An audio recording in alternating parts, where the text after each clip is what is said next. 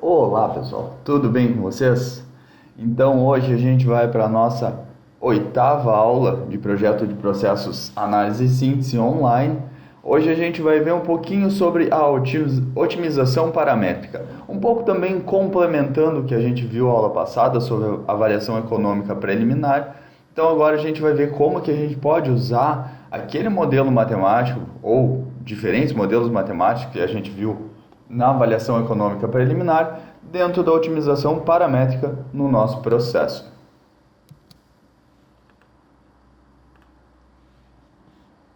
Então, primeira coisa que a gente tem que pensar para perceber se a gente tem um problema de otimização ou não é os graus de liberdade do nosso problema. Então, só relembrando um pouquinho, se a gente tiver graus de liberdade menor do que zero, o problema que a gente tem não admite solução.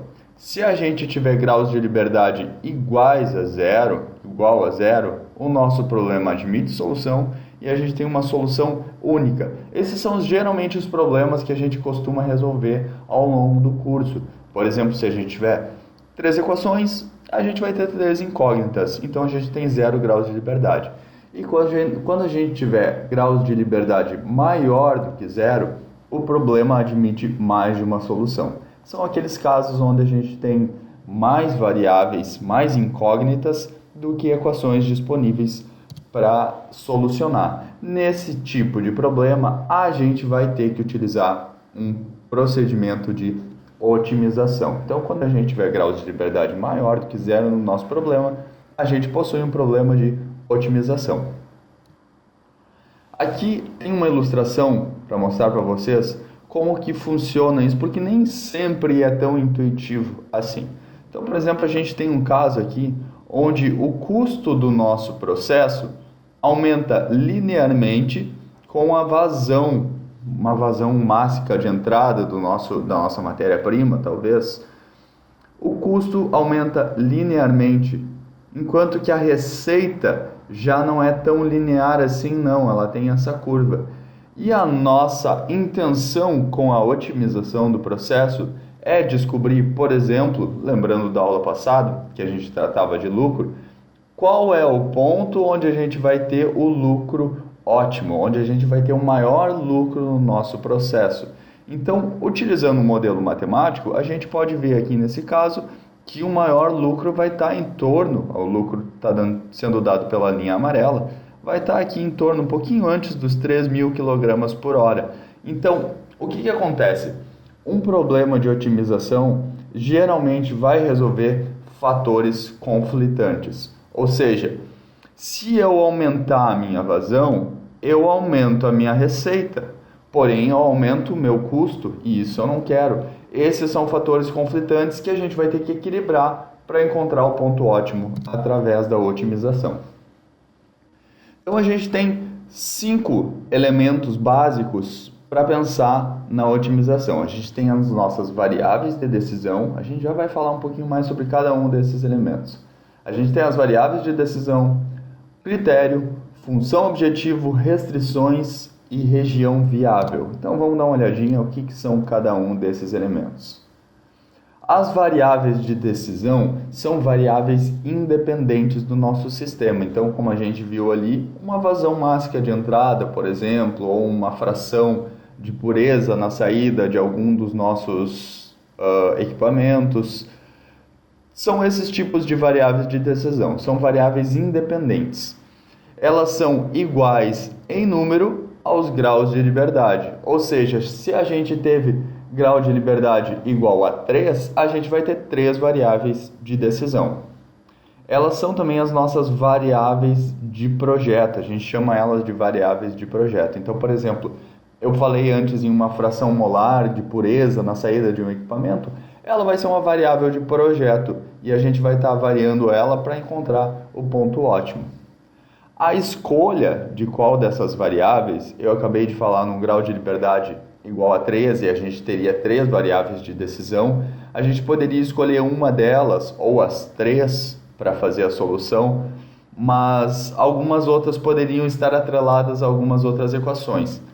A escolha entre essas três variáveis não vai afetar o resultado final do nosso problema, mas vai afetar sim o custo computacional. Então, algumas variáveis vão ser mais implícitas, vão ter uma correlação maior com outras variáveis, vão ser mais lineares ou menos lineares, e isso afeta o custo computacional, mas não vai afetar o resultado final do nosso problema.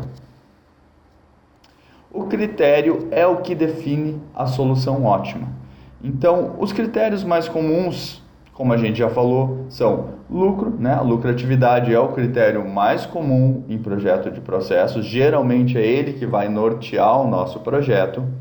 O custo, mas como a gente viu anteriormente, custo e receita são fatores conflitantes e estão relacionados ao lucro, então geralmente a gente vai acabar sim olhando para o lucro.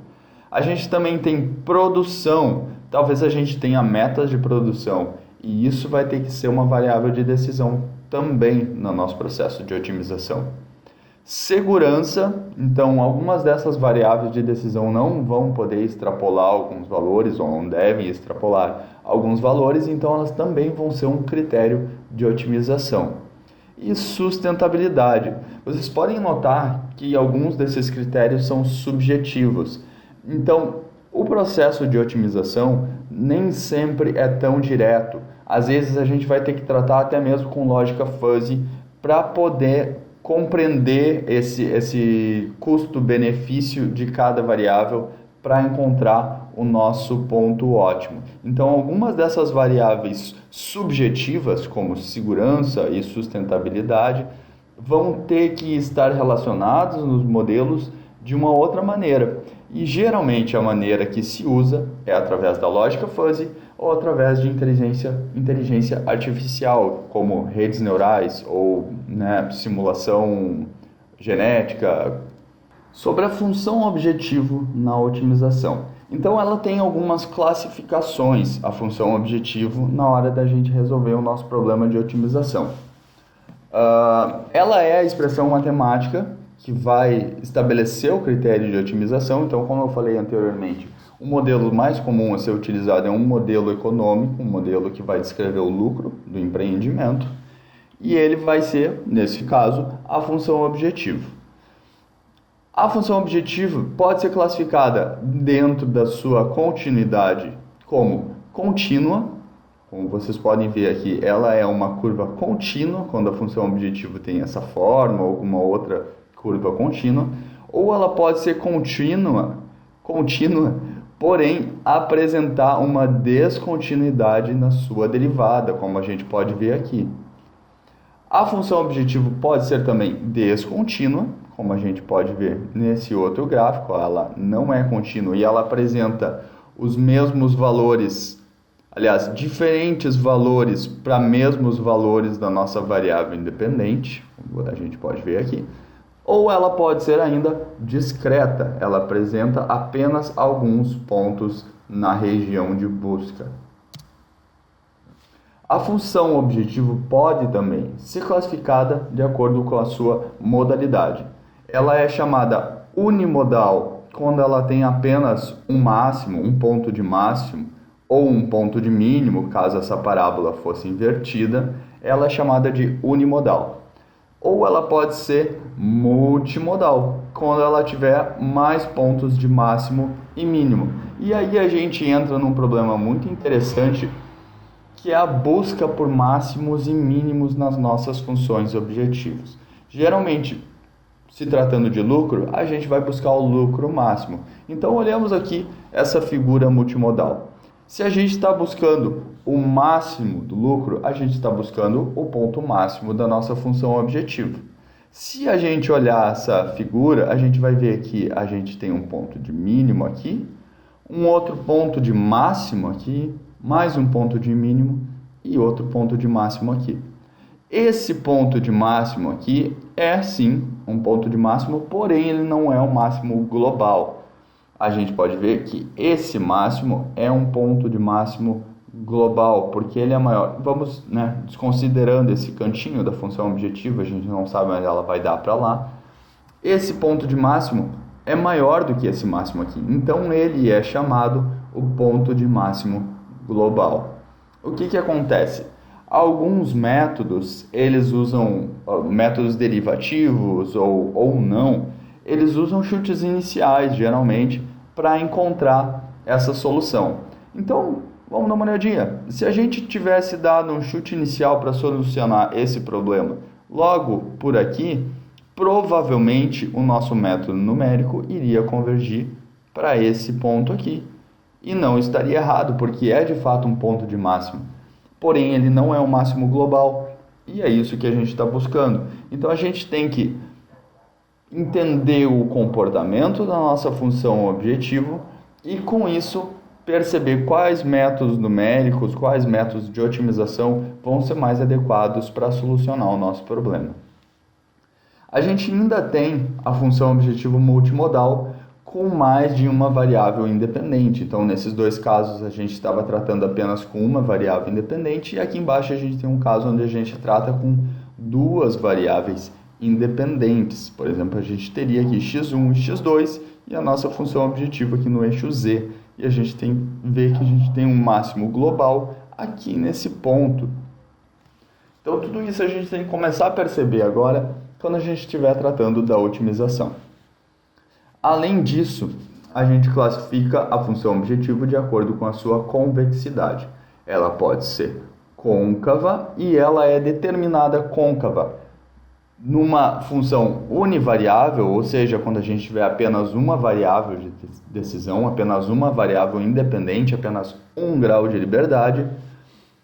Ela é classificada côncava quando os valores entre um x1 e um x2 forem maiores do que uma reta ligando esses dois pontos. Então a gente pode ver que a gente tem uma reta aqui ligando x1 a x2 e a função objetivo é sempre maior do que essa reta. Isso classifica ela como côncava.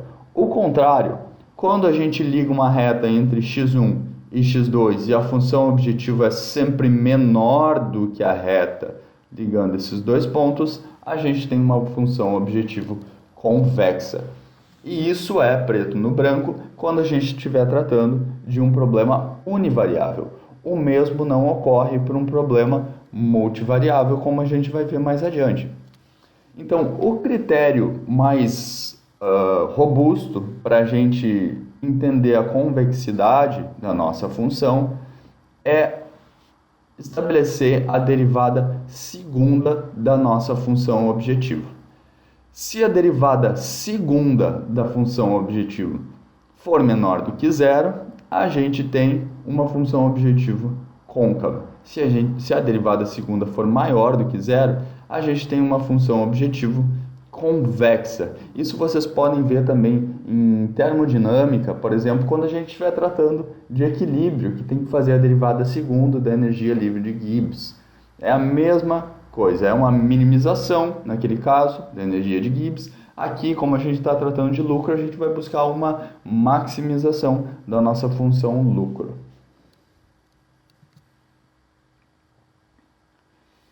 Quando a gente estiver tratando de problemas multivariáveis, vai mudar um pouquinho, mas o conceito geral é o mesmo.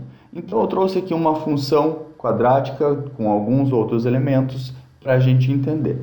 Essa é uma função que é bastante utilizada o pessoal que gosta de fazer modelos empíricos. Então aqui a gente tem um termo independente, a gente avalia um efeito linear da nossa variável x1 com o parâmetro b1, o efeito linear da variável x2 com o parâmetro b2, efeitos quadráticos da variável x1 e x2 e um efeito cruzado de x1 e x2 com o parâmetro b12.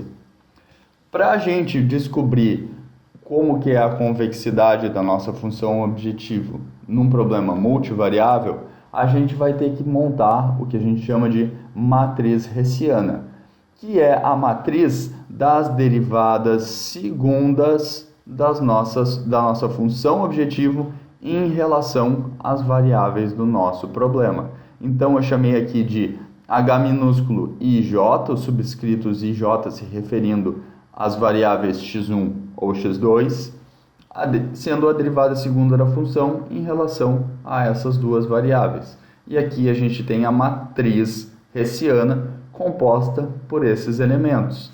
Então aqui, o primeiro elemento da matriz hessiana seria a derivada segunda da função objetivo em relação a x1 e em relação a x1, ou seja, x1 ao quadrado. Aqui, o i é igual a 1 e o j também é igual a 1.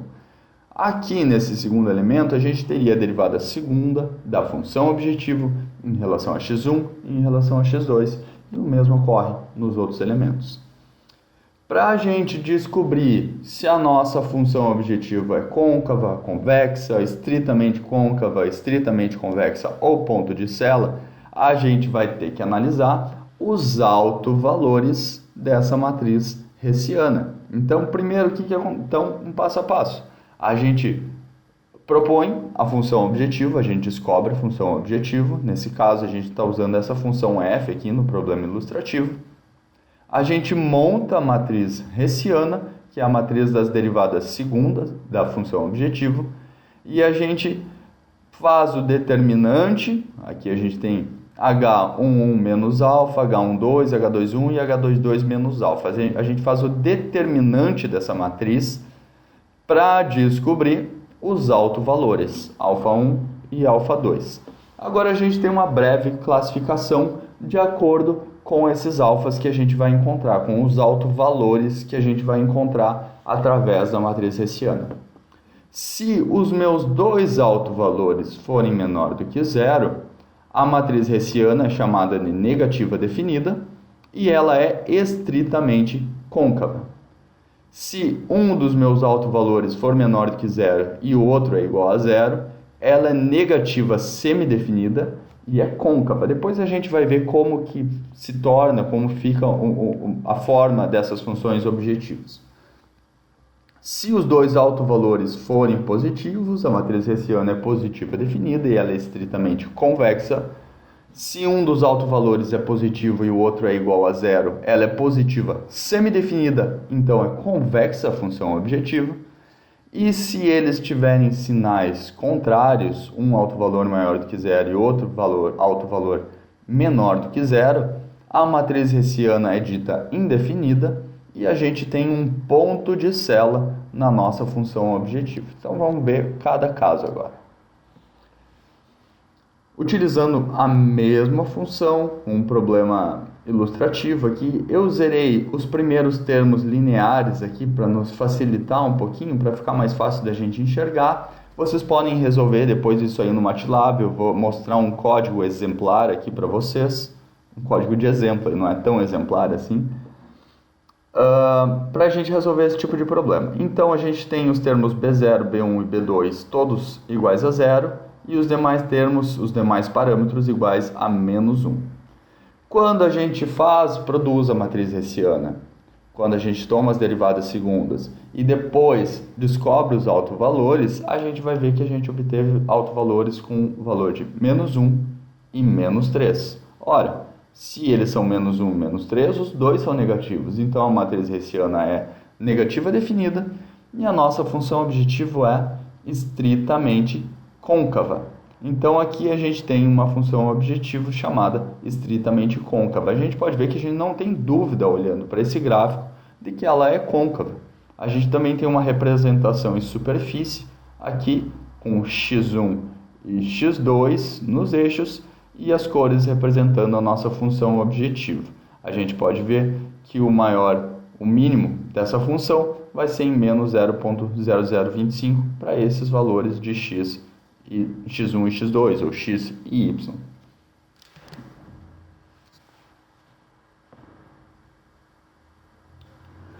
Agora, mudando os nossos valores dos parâmetros, a gente tem aqui, para o problema ficar bastante simples, a gente tem os três primeiros parâmetros iguais a zero, B11, que avalia o fator quadrático em x1 igual a menos 1, e os outros dois parâmetros iguais a zero.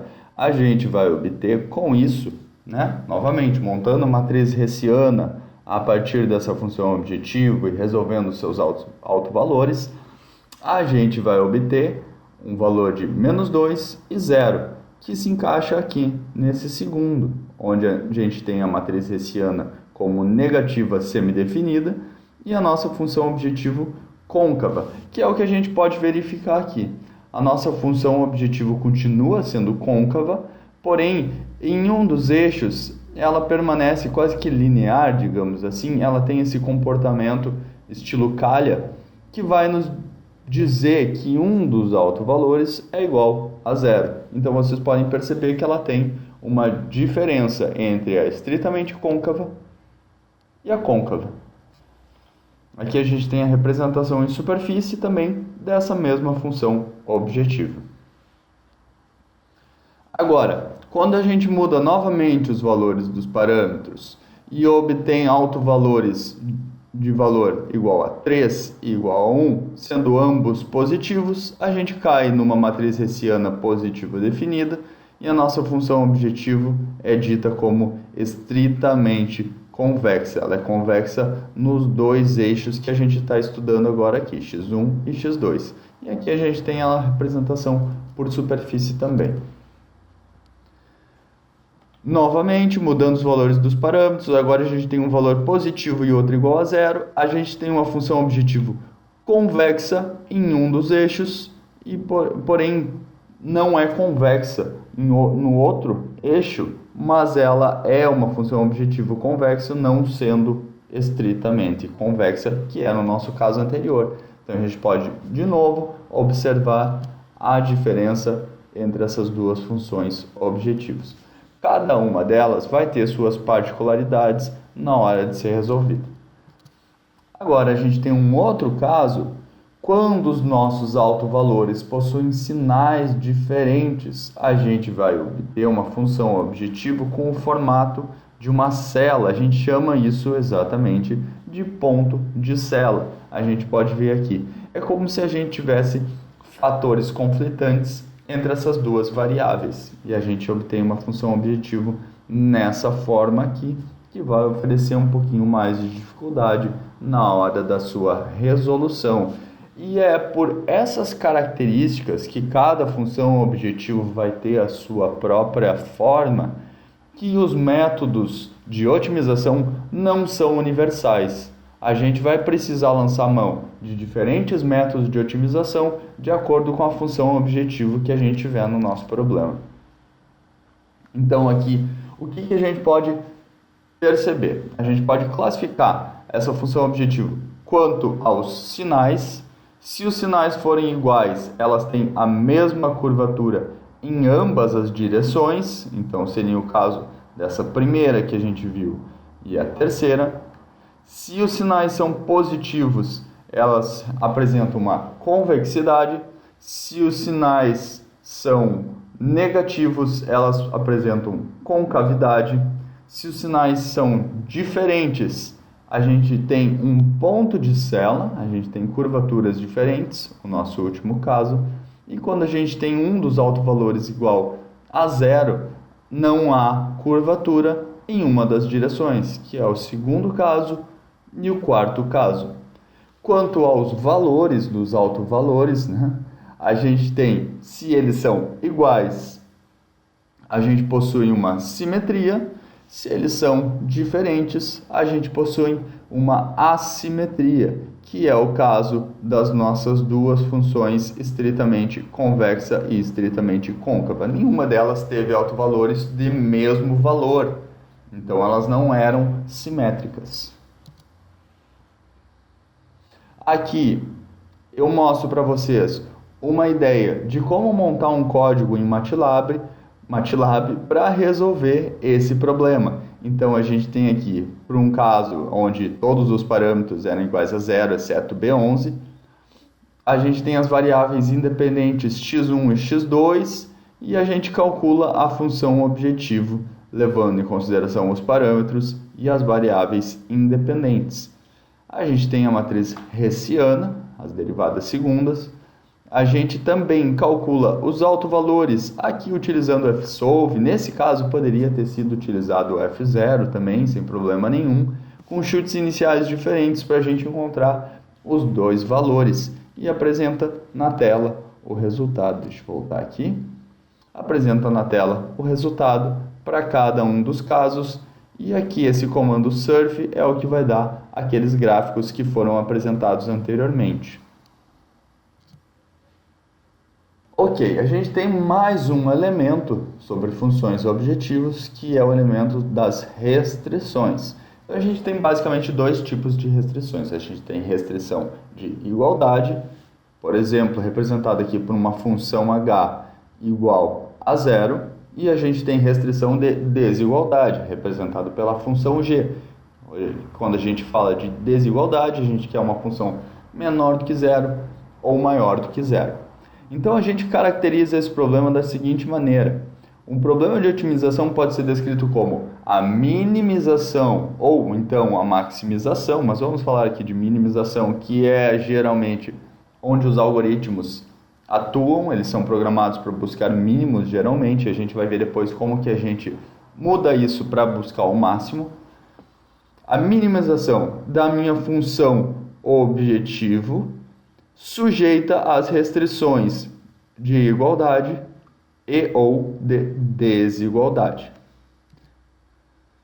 Então, se a gente estiver tratando de uma função objetivo dessa forma agora aqui, uma função objetivo com duas variáveis independentes, x1 e x2, dadas nessa forma, e vamos supor que agora a gente tem apenas um tipo de restrição. x1 e x2 não podem ser menor do que zero. Se a gente tem essa função objetivo, o máximo da nossa função vai ser aqui. A gente pode ver nos dois gráficos, onde x1 é igual a 1 e onde x2 é igual a 1, a nossa função objetivo é igual a 1. E esse é o máximo que a gente chama de irrestrito. Esse é o máximo irrestrito da nossa função objetivo. A gente possui um valor de 1. Porém, quando a gente submete a nossa função objetivo a algumas restrições, essa solução vai mudar. Então, vamos supor a mesma função objetivo, novamente x1 e x2 só podem assumir valores positivos aqui, mas a gente tem uma restrição de igualdade, representada pela função h, que vai ser igual a 1 menos x1 ao quadrado, menos x2 ao quadrado, menos 0,25. Aqui deveria ser x1 e x2, tá bom, gente? Essa restrição de igualdade vai fazer com que agora o nosso máximo restrito não seja mais igual a 1, que aquele era o máximo irrestrito. O nosso máximo restrito, sendo restrito por essa restrição de igualdade, é igual a 0,5821, que vai ser encontrado quando x1 e x2 forem iguais a 0,3535.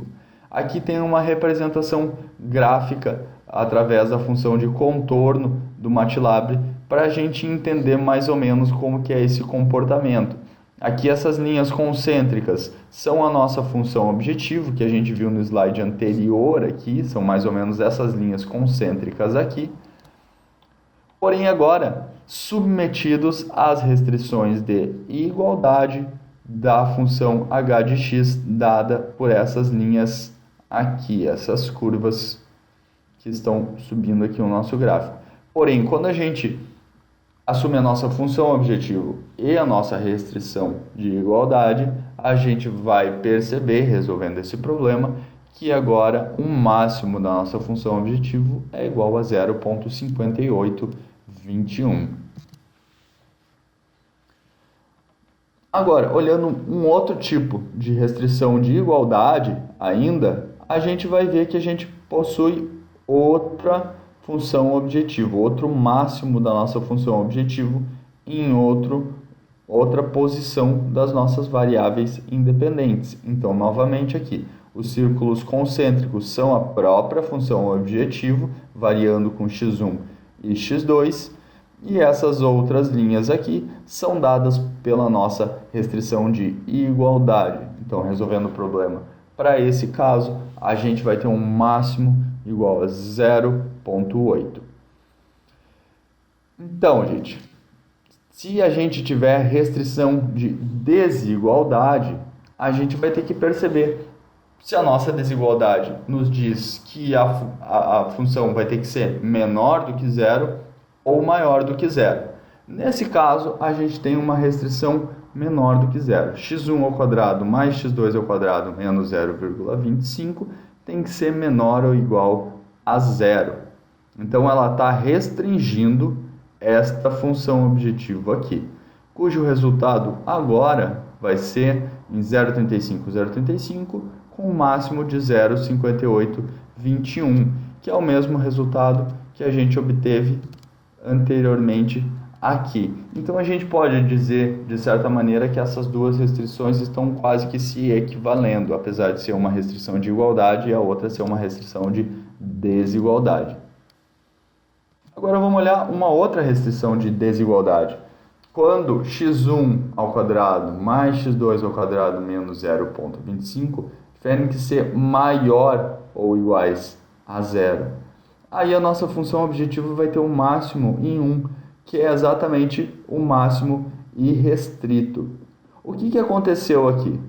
Essa modificação na nossa desigualdade permitiu que esta restrição andasse mais pela nossa função objetivo, encontrando o máximo irrestrito dela. Ou seja, essa restrição de desigualdade não estava sendo de fato conflitante com a solução que a gente estava buscando. E com essa restrição, a gente conseguiu encontrar até mesmo o máximo irrestrito. O que a gente precisa perceber aqui, gente? Que diferentes funções objetivos, com diferentes variáveis independentes, vão nos fornecer diferentes resultados, isso é evidente, mas que cada uma dessas restrições vai causar alterações diferentes nos nossos resultados. Para a gente resolver esse tipo de problema, porque até agora eu só apresentei para vocês como que é o comportamento deles, para a gente resolver esse tipo de problema, a gente vai ter que lançar mão de métodos de otimização, que a gente vai passar a dar uma olhadinha na próxima parte da disciplina aqui. Mas a gente ainda precisa ver uma coisa, a região viável do nosso problema. O que a gente chama de região viável? Por exemplo, voltando aqui, no problema irrestrito, a nossa região viável era todos os valores de x1 e x2 maiores do que zero. Para esse problema restrito, a nossa região viável é valores de x1 e x2 maiores do que zero, mas limitados a essa desigualdade. O que seria mais ou menos como este gráfico aqui. A gente tem x1, x2 e x3, nesse caso a gente viu, está olhando em 3 dimensões aqui, e a gente tem todo esse espaço de soluções. Isso seria o nosso problema sem restrições.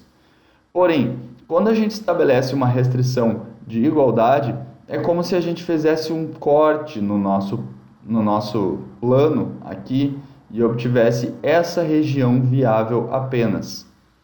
E quando a gente estabelece mais uma restrição, a restrição de desigualdade, a gente ainda especifica um pouco mais a região de busca do nosso problema. Então isso vai variar de problema para problema. Por exemplo, eu falei anteriormente da minimização da energia de Gibbs, fugindo um pouco da engenharia de processos agora. Eu falei da minimização da energia de Gibbs. Olha, a gente vai utilizar isso, por exemplo, num problema de equilíbrio líquido-líquido. A gente vai minimizar a energia de Gibbs para entender o nosso equilíbrio de fases. Quem são as nossas variáveis? Os valores das frações molares. Se são valores de frações molares, as restrições de busca vão ter que ser entre 0 e 1, porque as frações molares só podem estar entre esses valores. E mais, a gente ainda tem uma restrição de igualdade. A soma das nossas frações molares tem que ser igual a 1. Então a gente estabeleceu uma função objetivo e a gente estabeleceu restrições de busca. Então a gente só vai buscar soluções em valores de x entre 0 e 1, cuja soma seja igual a 1. Então essa é a nossa região de busca para esse tipo de problema. Se a gente estivesse estimando algum parâmetro, talvez para alguma função objetivo, e esse parâmetro, vamos supor que ele não tenha significado físico, ele pode assumir qualquer valor, a gente teria uma busca irrestrita nesse caso. Então são essas diferenças. Quando a gente tiver uma busca irrestrita, a gente tem toda uma região viável de busca. Quando a gente começar a apresentar restrições, a gente vai restringindo a nossa região viável de busca de soluções para o problema. Aqui tem um outro exemplo de uma função de um programa no MATLAB para vocês resolverem esse mesmo problema. Então eu tenho aqui os dois chutes iniciais para x1 e x2. Aqui os parâmetros AB, A igual e B igual, que são interessantes para a função de minimização com restrições do MATLAB. Os limites inferiores e os limites superiores de busca para x1 e para x2. E aqui a gente ainda tem uma busca por uma função não linear que vai nos oferecer, olhando aqui embaixo, ou uma restrição de desigualdade ou uma restrição de igualdade. Isso aqui eu aconselho vocês a darem uma olhada na documentação do MATLAB para entender melhor como que funciona essas funções. Mas eu deixei comentado algumas outras funções aqui que vocês podem apagar o símbolozinho aqui de porcentagem e colocar em uma outra variável para ir testando como que vai mudando esse comportamento. Então vocês podem utilizar esse código mesmo aqui, vocês podem pausar o vídeo, copiar o código no MATLAB e ir testando para ver como que muda esse comportamento com a diferença de restrições para cada variável. A classificação dos nossos problemas de otimização. Primeiro, eles podem ser classificados quanto ao número de variáveis, eles podem ser univariáveis, quando eles tiverem apenas uma variável, ou eles podem ser multivariáveis, quando tiverem duas ou mais variáveis. E quanto às suas restrições, a gente tem problemas irrestritos, como eu usei para vocês agora um exemplo de um parâmetro sem significado físico, ou eles podem ser restritos, como por exemplo no caso da minimização de energia de Gibbs utilizando as frações molares como variáveis. No nosso caso, a gente vai ter isso em engenharia de processos. A gente vai ter variáveis que estão relacionados ao processo que a gente está estudando. Então, as restrições vão ter que ser adequadas ao processo que a gente está utilizando. Quanto aos métodos, a otimização tem métodos de natureza analítica ou de natureza numérica. Métodos analíticos, como a gente viu na primeira parte da disciplina também, quando a gente falava de métodos numéricos para resolução de equações algébricas ou para resolução de EDOs, métodos analíticos vão nos fornecer soluções exatas. Porém, da mesma maneira que a gente viu anteriormente, métodos analíticos vão ser aplicáveis a problemas relativamente simples, geralmente univariáveis, que são minoria na engenharia química. Então, geralmente a gente vai acabar lançando mão de métodos numéricos que vão nos fornecer soluções aproximadas da solução analítica. E a gente ainda tem, quanto à estratégia dos métodos, a gente tem métodos diretos, que vão utilizar apenas informações obtidas com a função objetivo, e a gente vai ter métodos indiretos, que vão utilizar informações também das derivadas da função objetivo, ou da derivada da função objetivo, se a gente estiver tratando de um problema univariável. Lembra, sim, os problemas que a gente tinha para a resolução de equações algébricas. Método analítico univariável. Então, as condições necessárias para que x asterisco seja um ponto extremo da função objetivo são que a derivada segunda da função no ponto de x deve existir, ou seja, a gente precisa, essa derivada segunda precisa existir naquele ponto, e a derivada primeira naquele ponto deve ser igual a zero. Esse x asterisco quer dizer simplesmente um x ótimo, vai ser o x onde a nossa derivada for igual a zero. E assim a gente pode classificar também a natureza desse ponto. Se a derivada segunda, que como a gente viu, deve existir nesse ponto, for menor do que zero, a gente vai estar buscando um ponto de máximo. Se ela for maior do que zero, a gente vai estar buscando um ponto de mínimo. E se ela for igual a zero, ela é um ponto de inflexão.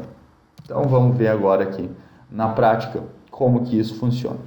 A gente tem um problema simples aqui de um extrator. Então a gente tem uma alimentação de uma solução aquosa aqui que contém ácido benzoico. Então a gente tem uma alimentação, vamos supor, de água e uma fração molar, uma fração mássica de ácido benzoico por quilograma da água que está entrando aqui em Q.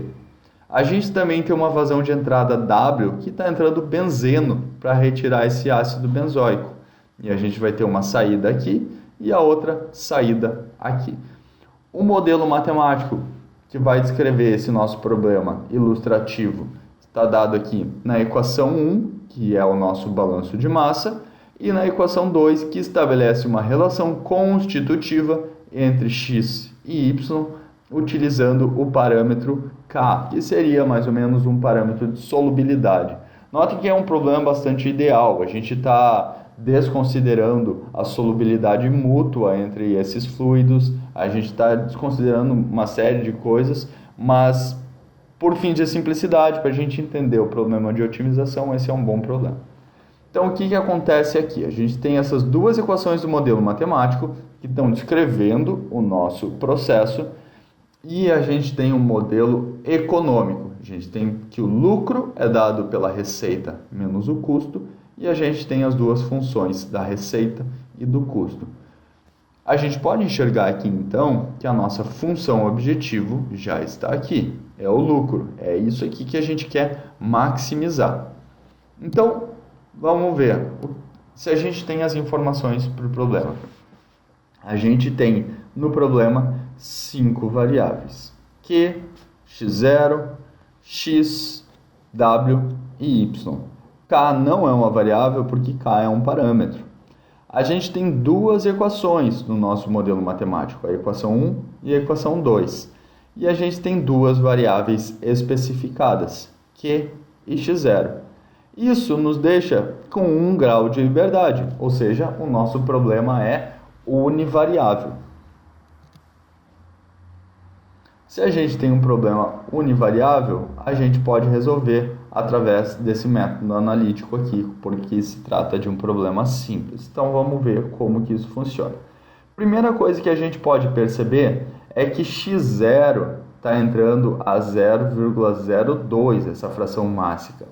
Portanto, x não pode ser maior do que isso, porque afinal de contas a gente está querendo extrair esse ácido benzoico através do benzeno. Então, faz sentido com que esse x seja menor do que o x da entrada, porque a gente tem interesse em retirar o ácido benzoico com o benzeno nessa corrente de saída aqui. Então, a gente já tem uma restrição de busca. A nossa região viável para a busca de x está entre 0 e 0,02. Então, vamos olhar um passo a passo aqui. Função objetivo é a nossa função lucro, que é a receita menos o custo. A receita é dada pelo preço do ácido benzoico vezes a vazão mássica da saída dessa corrente aqui, que vai conter ácido benzoico diluído em benzeno, solubilizado em benzeno, menos o preço do benzeno que a gente utilizou vezes a quantidade que está sendo utilizada de benzeno para fazer essa solubilização. Ok, abrindo um pouquinho mais esse termo, a gente olha aqui no modelo matemático que WY é igual a Q vezes x0 menos x, que é o que a gente tem aqui, e a gente tem que W, utilizando essa mesma equação, e a gente notem que a gente não está utilizando o y, porque a nossa função objetivo é uma função de x. Então, y que estaria aqui é substituído por k vezes x.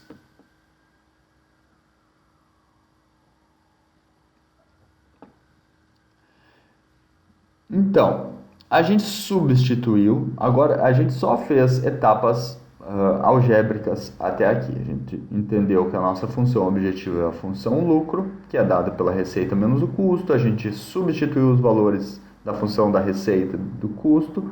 Como a gente tem como variável a variável x, a gente substituiu wy pelo resto da equação que tem a única variável como x, e w tendo a única variável como x também foi substituído aqui. Agora a gente rearranja e faz a derivada da função objetivo em relação a x. O que a gente quer aqui?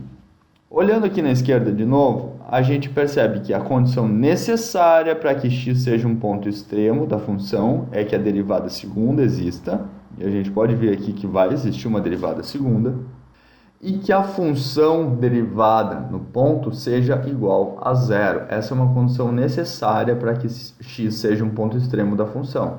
Então, a gente faz que a derivada da função objetivo em relação à variável seja igual a zero. Então, a derivada dessa função está aqui. Chegando aqui, a gente tem apenas uma equação algébrica com uma variável que a gente resolve para x e encontra o x ótimo no valor de 0,011. Agora, de posse do valor ótimo de x, a gente retorna para o modelo matemático, encontra y aqui com o valor de 0,044, volta para a equação 1 e descobre o valor de w, 1972 kg de benzeno por hora, é o que a gente vai estar utilizando. E agora, tendo essas três variáveis sendo descobertas, a gente consegue calcular os valores da receita, do custo e do lucro.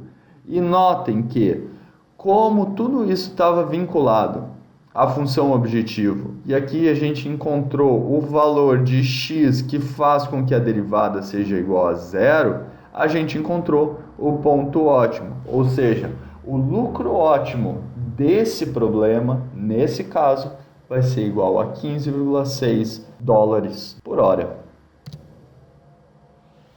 Então, só para a gente relembrar o que era aquele fator conflitante que a gente falou logo no início da aula.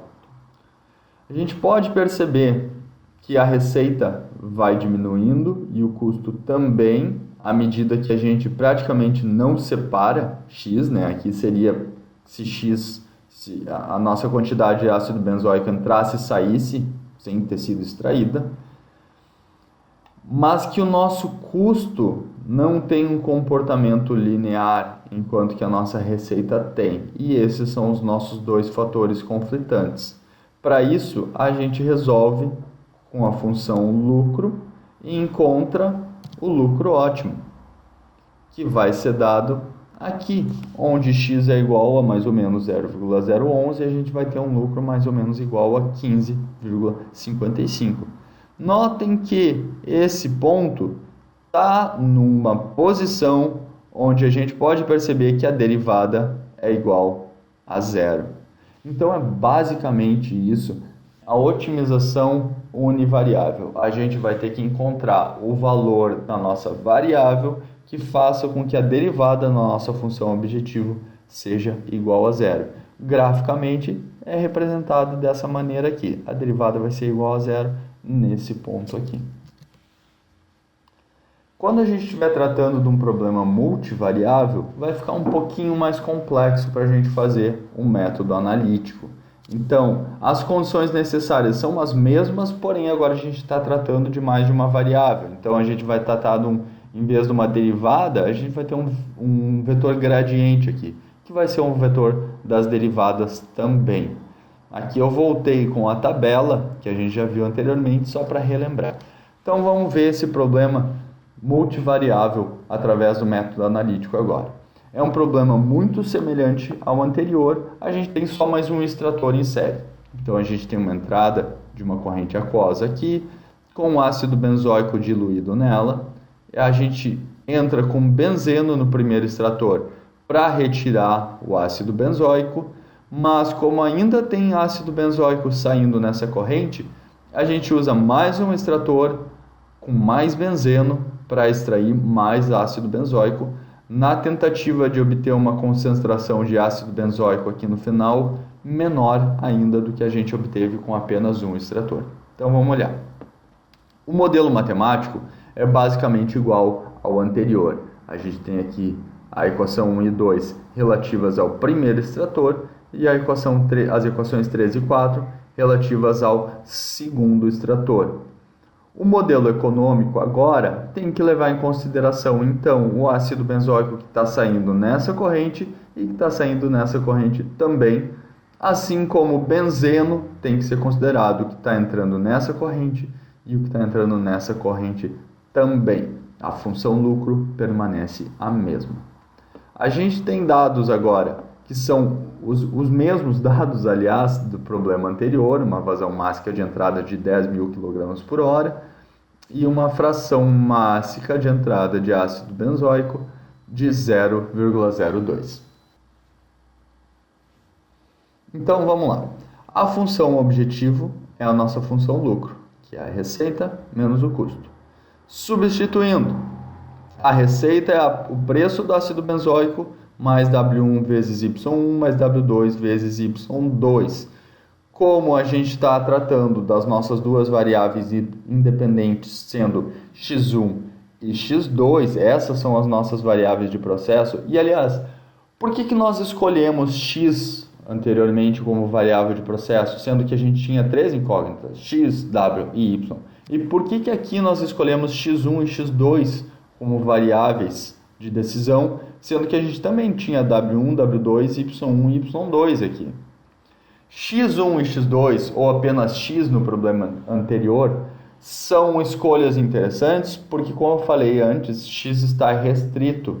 A gente quer retirar X da nossa corrente principal, ou seja, a concentração de X tem que ser menor do que a corrente de entrada. E a gente conhece a nossa corrente de entrada. Então a gente tem uma região de busca muito pequena.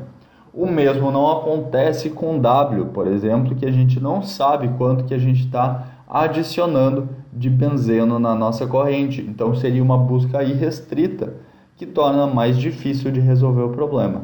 Por isso, nesse caso é interessante que as nossas variáveis de decisão sejam x1 e x2, porque elas têm limites conhecidos por nós. Então, aqui a gente olhando para esse problema, a gente pode perceber que x1 deve ser menor do que x0, mas maior do que 0. Enquanto que x2 também tem que ser maior do que 0, ou igual a 0, mas tem que ser menor do que x1. Então a gente tem restrições para x1 e para x2, fazendo com que a nossa região de busca seja muito pequena. Então, voltando agora aqui, a nossa função objetiva é o lucro e as nossas variáveis de decisão são x1 e x2. Então a gente manipula a equação da receita e a equação do custo para que apareçam apenas as nossas incógnitas x1 e x2 aqui nessa equação. Agora, com a função de lucro, a função objetivo em mãos, a gente toma a derivada dela em relação a x1 e a derivada dela em relação a x2 iguais a 0. Notem que aqui a gente possui um sistema com duas equações e duas incógnitas, x1 e x2, que pode ser resolvido. Resolvendo esse problema, a gente encontra os valores de x1 de 0,01357 e x2 ótimo de 0,0092. A gente pode ver que a concentração de ácido benzoico na saída aqui é muito menor do que aquela que a gente encontrou utilizando apenas um extrator. Ok, resolvemos esse sistema de equações algébrica, duas equações, duas variáveis, encontramos x1 e x2, e agora a gente volta para o modelo matemático para encontrar y1 e y2 ótimos, w1 e w2, a vazão de entrada de benzeno, e depois a receita, o custo e o lucro do nosso empreendimento. Nesse caso, a gente teve um lucro de R$ 19,48 por hora. Aqui a gente tem uma representação gráfica de como que é o comportamento da nossa função objetivo, nesse caso a função lucro, em relação às duas variáveis de decisão que a gente tinha, x1 e x2. Então, a gente tem aqui nesse eixo x1 e aqui x2, e no eixo z a função lucro. E a gente pode ver que o nosso máximo do lucro está nesse ponto aqui, onde a gente tem x1 mais ou menos igual a 0,0357 e x2 mais ou menos igual a 0,0092. A gente ainda tem aqui uma outra representação por superfície dessa mesma função objetivo. Notem que aquelas restrições que eu falei para vocês, que o x1 que está saindo do nosso primeiro extrator tem que ser menor do que o x que está entrando e maior do que zero, enquanto que o x2 que está saindo no nosso segundo extrator tem que ser menor do que o x1 e maior do que zero, essas restrições causam a restrição da nossa região viável de busca. Então, nesse gráfico aqui, a gente pode ver que a região viável de busca está delimitada nesse triângulo aqui. Nenhum dos x pode ser menor do que zero, ainda que a escala do gráfico aqui não esteja exatamente em zero, está muito perto de zero. Nenhum dos x pode ser menor do que zero, tampouco maior do que 0,02, que é a concentração máxima de entrada. E a gente não quer ter mais ácido benzoico saindo lá na nossa corrente principal. Então, a região de busca, nesse caso, estaria limitada por esse triângulo aqui. Isso facilita a nossa resolução do problema. E a gente pode ver que a função objetiva aqui, para os valores de x1 e x2, é igual a 19,47. Aqui foi o ponto que o MATLAB conseguiu fornecer para mim. Ele está muito próximo do valor real da função objetivo. Ok, eu falei para vocês sobre a forma da função objetivo, métodos restritos e irrestritos, região viável de busca, mas como que a gente vai resolver isso? A gente tem métodos numéricos de otimização específicos para esse tipo de problema. A gente tem um método super simples chamado método de seção áurea, que ele vale apenas para problemas univariáveis. A gente também pode classificar aqui nos problemas univariáveis o método simplex de otimização. Para problemas multivariáveis, e esses problemas também vão servir, esses métodos também vão servir para problemas univariáveis, mas aí já seriam métodos robustos demais para problemas muito simples. A gente tem entre eles o método de Hooke-Jeeves, busca aleatória, busca por malhas, enxame de partículas, algoritmo genético, recozimento simulado, e a gente tem uma série de métodos numéricos para problemas de otimização. Eles são realmente muitos. Cada método numérico vai ter as suas vantagens e as suas desvantagens.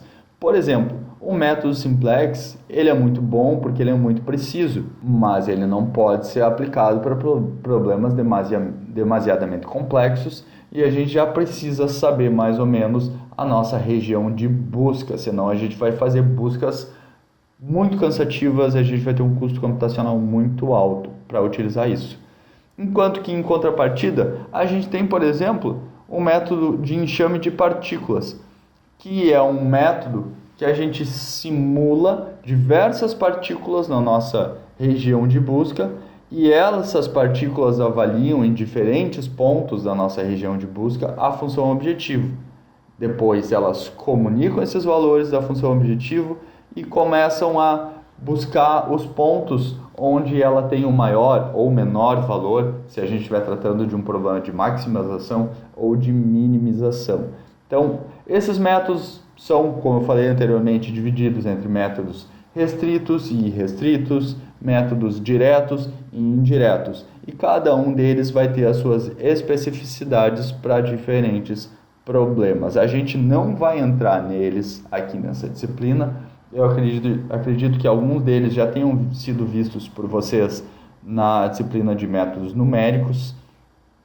Mas eu vou mostrar para vocês aqui algumas das funções mais comuns de serem utilizadas em MATLAB e em Python.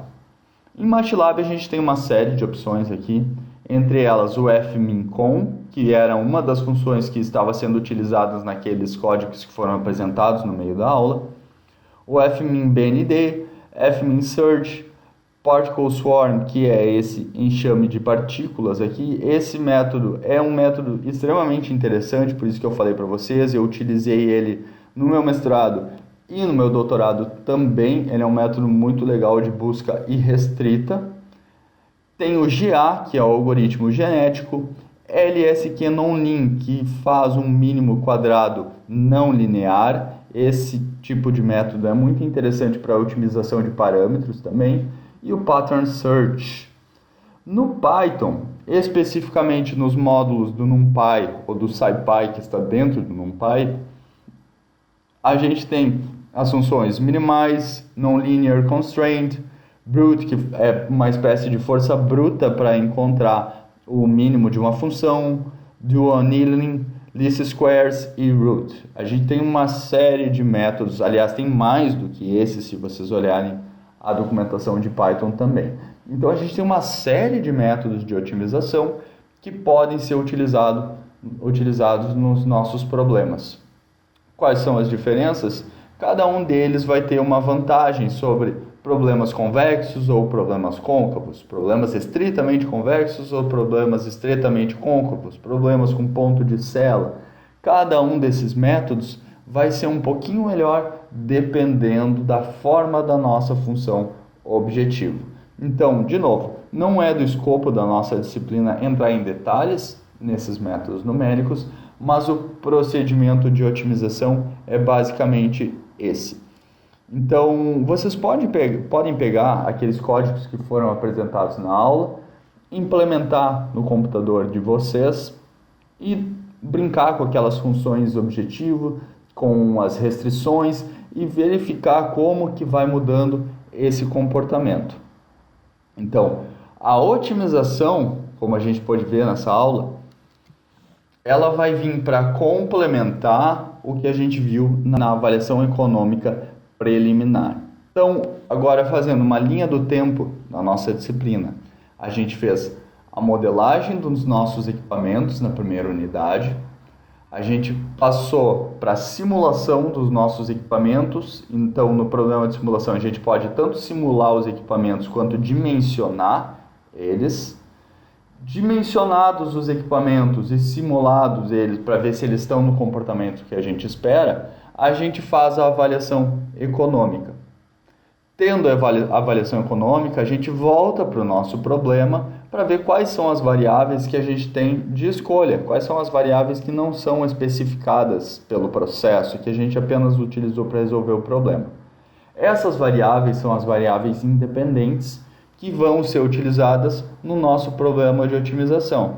Como no caso dos extratores que a gente apresentou aqui, as variáveis eram x1 e x2. A gente poderia anteriormente ter estabelecido valores para x1 e x2 e resolvido o problema, e depois retornado para o problema para otimizar aquelas variáveis x1 e x2, utilizando o nosso modelo econômico. Assim a gente utiliza as técnicas de otimização para encontrar a melhor opção que a gente tem para obter um maior lucro no nosso empreendimento.